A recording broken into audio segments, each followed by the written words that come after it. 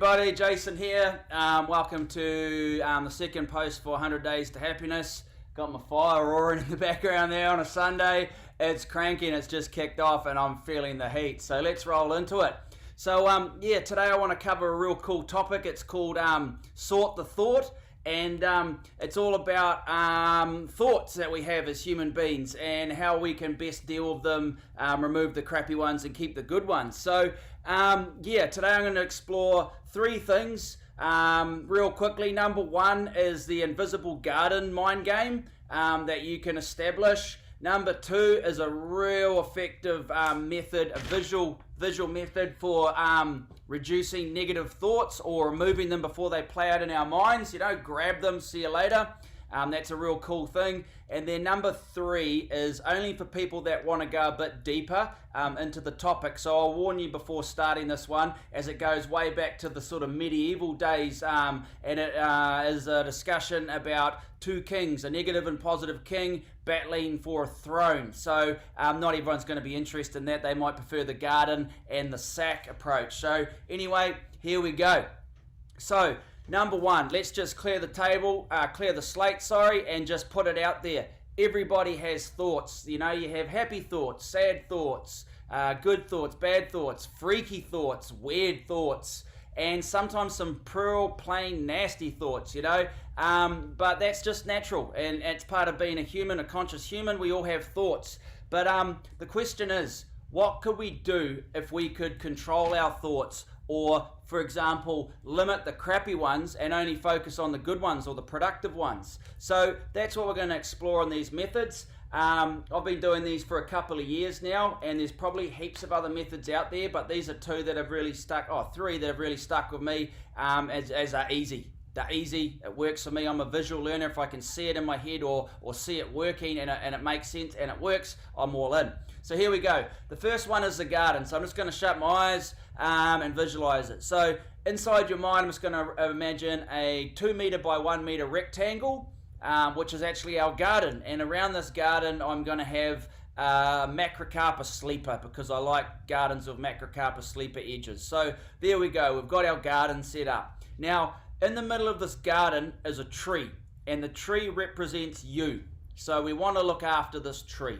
So in the garden, the tree's growing. As it grows, so do you. The roots go down deeper into the rich soil, and the tree starts to grow bigger. Now, because there's really good fertile ground and soil in this garden, other things try and grow in this garden too, such as weeds or other trees. Now, here's the thing. The weeds represent negative thoughts, and the other trees that try and grow there might be negative people that are inflicting on your life or have become into your life, but they're affecting you. So the trick is, we want to weed the garden and keep it clean of all the crap and maintain it so the tree has the best chance to grow.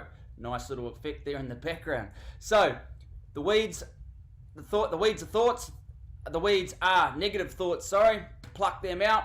Cool, the tree grows and we focus on the tree.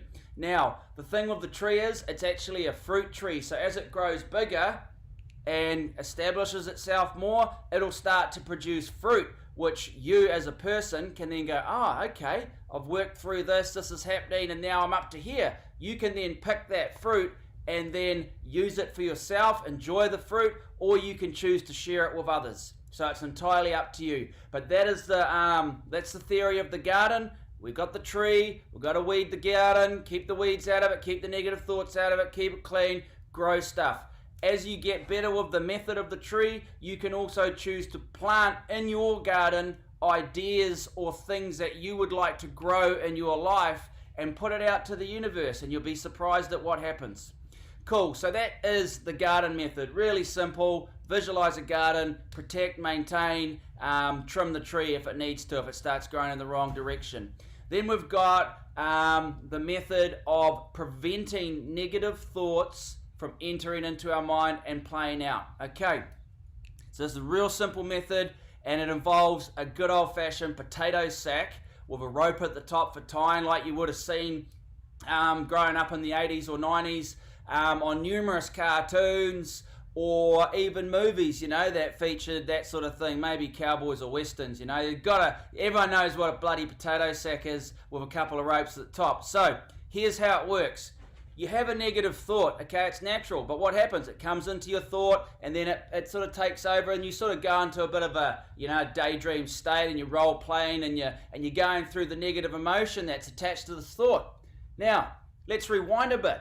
When the negative thought first turns up, it has a presence, you could say. When a negative thought comes up, I sort of feel like this sort of yuck feeling is something sort of unnatural sort of popping into my head. But what I'm trying to say is it doesn't just roll in and happen. There's a little pre-moment before it kicks off.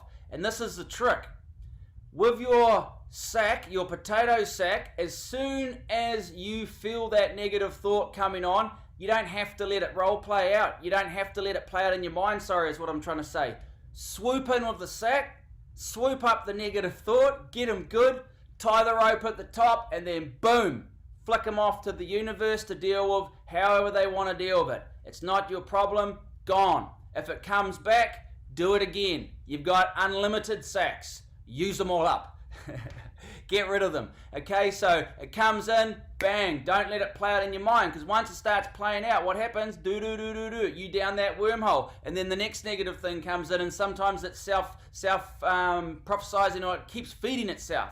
You don't have to give it time of day in your brain. This is your kingdom.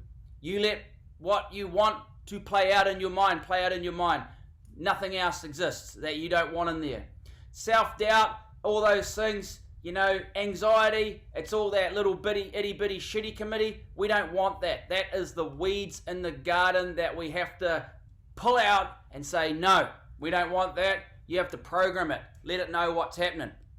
Rightio. So there we go. 1, the invisible garden in your mind.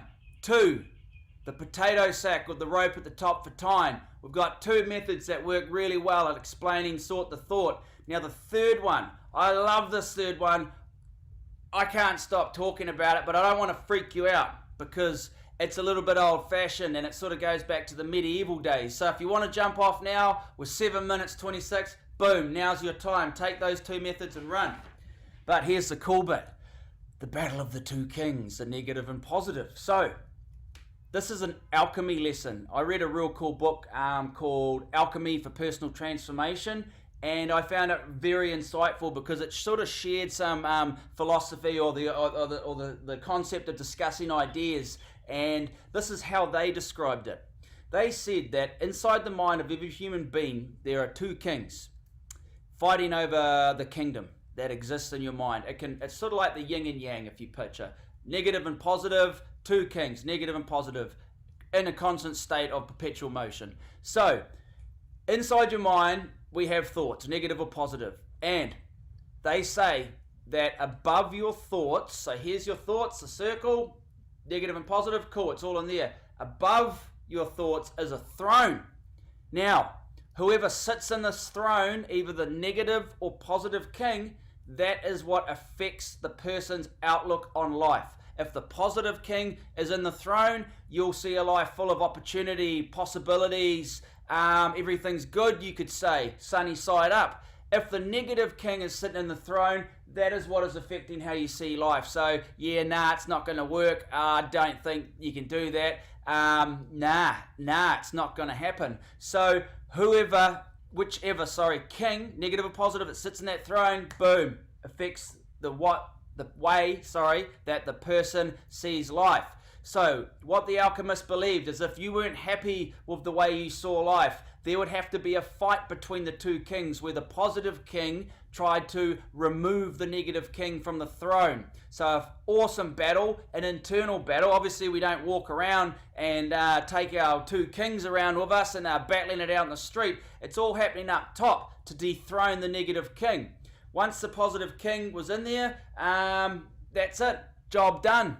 You start seeing life differently. You start to look at life sunny side up. So, really interesting method, and it explains the process that the person has to go to on the initiation period to become a more positive, focused person.